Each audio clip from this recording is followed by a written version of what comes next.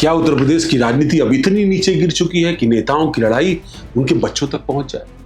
क्या राजनीतिक विरोध के नाम पर किसी बेटी की तस्वीर अभद्र टिप्पणियों के साथ लोकतंत्र का एक नया चेहरा बनाते जा रही है?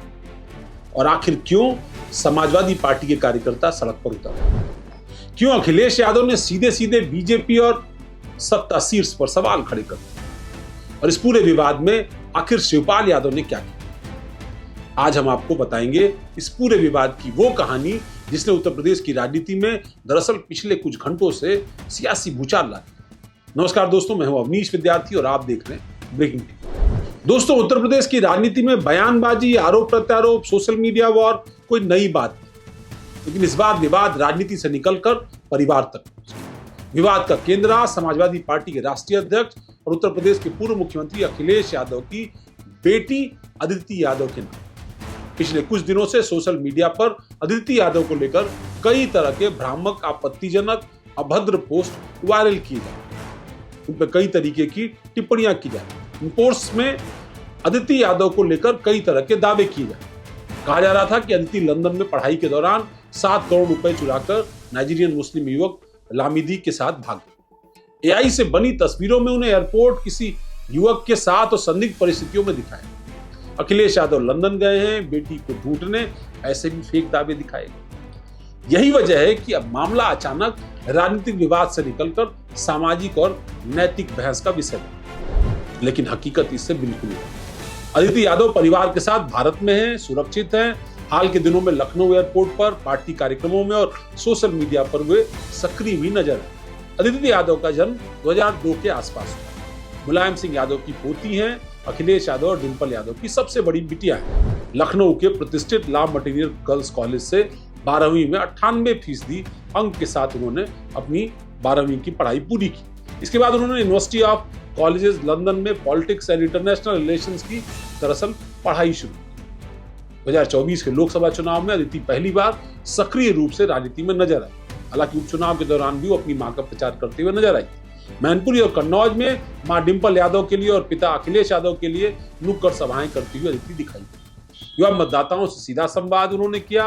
उनकी सादगी और स्पष्टवादिता और आत्मविश्वास ने सोशल मीडिया पर तुरंत सबका ध्यान आकर्षित किया। पार्टी के अंदर चर्चाएं शुरू हो गई कि समाजवादी पार्टी की अगली पीढ़ी में अदिति यादव एक संभावित चेहरा हो सकती है। लेकिन जितनी तेजी से उनकी लोकप्रियता बढ़ी, उतनी ही तेजी से ट्रोल आर्मी भी दरअसल सोशल मीडिया पर सक्रिय हुई। 2025 में फर्जी फेसबुक पेजों का सिलसिला शुरू किया गया। 2026 में एआई जनरेटेड कंटेंट के रूप में इसको और खतरनाक बना दिया गया। जैसे जैसे ये पोस्ट वायरल हुए, समाजवादी पार्टी के कार्यकर्ता और समर्थकों का गुस्सा भी बढ़ता चला। सपा नेताओं का कहना था कि ये राजनीतिक हमला नहीं बल्कि एक बेटी की गरिमा और सम्मान पर हमला है। उनका आरोप था कि राजनीतिक नफरत के कारण दरअसल एक बिटिया को निशाने पर लिया गया। जब सोशल मीडिया पर इन पोस्ट की संख्या लगातार बढ़ने लगी और किसी प्रकार की कार्रवाई होती नजर नहीं आई, तब समाजवादी पार्टी के युवा संगठनों ने मोर्चा खोला। समाजवादी पार्टी लोहिया वाहिनी, छात्र सभा और पार्टी के अन्य संगठनों के कार्यकर्ता सड़कों पर उतरे। लखनऊ के हजरतगंज थाने पहुंचे। तमाम सारे जिलों में भी पुलिस लाइन्स और पुलिस मुख्यालयों में पहुंच करके लिखित शिकायत दर्ज की। उनका कहना था कि सोशल मीडिया पर फर्जी खबरें फैलाकर लोगों ने जो काम किया है वो घृणित कार्य है और ऐसे में उनके खिलाफ तत्काल एफआईआर दर्ज। समाजवादी पार्टी के कार्यकर्ताओं ने पुलिस को अल्टीमेटम देते हुए कहा कि अगर कार्रवाई नहीं हुई तो प्रदेश भर में आंदोलन किया। थाने के बाहर मौजूद कार्यकर्ताओं ने नारेबाजी भी की और कहा, राजनीति अपनी जगह है लेकिन किसी की बेटी को निशाना बनाना ये स्वीकार नहीं किया। अब जब विवाद तेजी से बढ़ने लगा तो समाजवादी पार्टी के राष्ट्रीय अध्यक्ष अखिलेश यादव भी पहली बार खुलकर प्रतिक्रिया देते हुए नजर आए। अखिलेश ने बेहद तीखे अंदाज में सवाल उठाए और कहा, क्या बीजेपी वालों के पास परिवार नहीं है?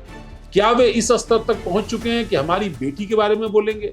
अखिलेश यही नहीं, उन्होंने आगे कहा, उन्हें यह आजादी किसने दी? किसकी ताकत पर वे बोल रहे हैं और क्या बीजेपी उन्हें ऐसा करने के लिए प्रोत्साहित कर रही है? अखिलेश ने इस पूरे मामले में सत्ता शीर्ष पर भी सवाल उठाया। तो कहना था कि अगर मुख्यमंत्री के पास परिवार नहीं है तो दूसरे के परिवार के बारे में इस तरह की बातें की जा रही हैं, मुख्यमंत्री चुप क्यों? अखिलेश यादव के इस बयान के बाद राजनीतिक माहौल गर्म हो। सपा कार्यकर्ताओं ने इसे बेटी के सम्मान का मुद्दा बनाया, जबकि बीजेपी समर्थकों ने अलग अलग प्रतिक्रियाएं इस पूरे मामले में। विवाद बढ़ने लगा, पुलिस प्रशासन हरकत में आया। अजत गुट कोतवाली में सपा नेताओं द्वारा दी गई शिकायत को दर्ज किया गया और इसके साथ ही साइबर सेल और तकनीकी टीमों को जांच में लगाया गया। पुलिस के अधिकारियों के अनुसार उन सभी सोशल मीडिया हैंडल्स की पहचान की जा रही है जिनसे विवादित पोस्ट साझा किए। साइबर एक्सपर्ट से पता लगाने की कोशिश कर रहे हैं कि पोस्ट कहां से बनाई गई, किसने उन्हें वायरल किया और क्या इसके पीछे कोई ऑर्गेनाइज नेटवर्क सक्रिय है। पुलिस का कहना है यदि जांच में आरोप सही पाए गए तो संबंधित लोगों के खिलाफ आईटी एक्ट और अन्य कानूनी धाराओं के तहत पुलिस कार्रवाई करेगी। इस मामले का असर सिर्फ राजधानी लखनऊ में नहीं हुआ, जैसा कि मैंने आपको बताया, लखनऊ के समेत उत्तर प्रदेश से कई सारे जिलों में समाजवादी पार्टी के नेताओं और कार्यकर्ताओं ने स्थानीय थानों में शिकायत दर्ज की। सपा नेताओं का कहना था कि यह सिर्फ राजनीतिक मामला नहीं है बल्कि महिलाओं की गरिमा और सम्मान का मुद्दा है। इस विवाद को लेकर के समाजवादी पार्टी के सीनियर लीडर और अखिलेश यादव के चाचा शिवपाल सिंह यादव का बयान भी सामने आया। शिवपाल यादव ने इस घटना की कड़ी निंदा की और उन्होंने कहा कि राजनीतिक मतभेद अलग तरीके से हैं, वो लोकतंत्र का हिस्सा है, लेकिन परिवार और बच्चों को राजनीति में घसीटना गलत है। शिवपाल ने कहा जो लोग इस तरह की हरकतें करते हैं उनके खिलाफ सख्त कार्रवाई होनी चाहिए। उन्होंने ये भी कहा कि अगर किसी के पास कोई राजनीतिक मुद्दा है तो वो उस पर बहस करे, लेकिन महिलाओं और बेटियों के सम्मान के साथ खिलवाड़ नहीं होना चाहिए। शिवपाल ने इसे समाज और राजनीति दोनों के लिए एक खतरनाक प्रवृत्ति भी। इस पूरे विवाद ने एक बड़ा सवाल भी साथ में खड़ा किया, क्या भारत की राजनीति अब उस दौर में पहुंच चुकी जहां नेताओं के परिवार और बच्चों को भी निशाने पर लिया जाएगा? क्या सोशल मीडिया की आजादी का मतलब किसी की प्रतिष्ठा को सार्वजनिक रूप से नुकसान पहुंचाना?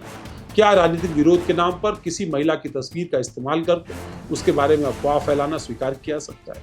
इन सवालों का जवाब सिर्फ राजनीतिक दलों को नहीं बल्कि पूरे भारतीय समाज को तलाश है। एक्सपर्ट्स का कहना है कि सोशल मीडिया के दौर में फर्जी खबरें पहले से कहीं ज्यादा तेजी से फैलती हैं। एक झूठी पोस्ट कुछ ही घंटों में लाखों लोगों तक पहुंच जाती है। ऐसे में व्यक्ति की छवि को नुकसान पहुंचना बेहद आसान हो जाता है।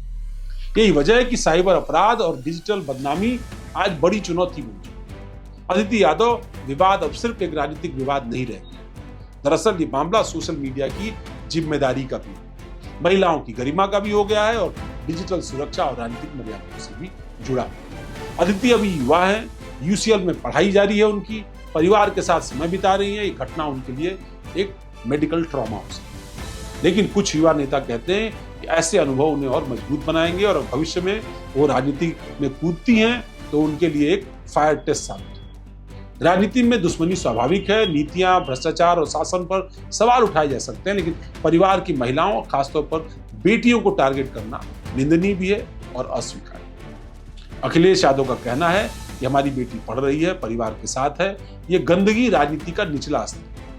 एक तरफ समाजवादी पार्टी से सुनियोजित राजनीतिक अभियान बता रही है, दूसरी तरफ पुलिस पूरे मामले की जांच में दोषियों की पहचान करने की बात कही जा रही है। अब सबकी नजर इस बात पर है कि जांच में क्या कुछ निकल करके सामने आता है और क्या वास्तव में उन लोगों के खिलाफ सख्त कार्रवाई होती है जिन्होंने इस विवाद को दरअसल बखेड़े में तब्दील किया। आपकी इस पूरे विवाद पर क्या राय है? क्या सोशल मीडिया पर इस तरह की पोस्ट के खिलाफ सख्त कानून बनना चाहिए? आपकी राय क्या है? हमें कमेंट बॉक्स में जरूर बताएं। नमस्कार, धन्यवाद।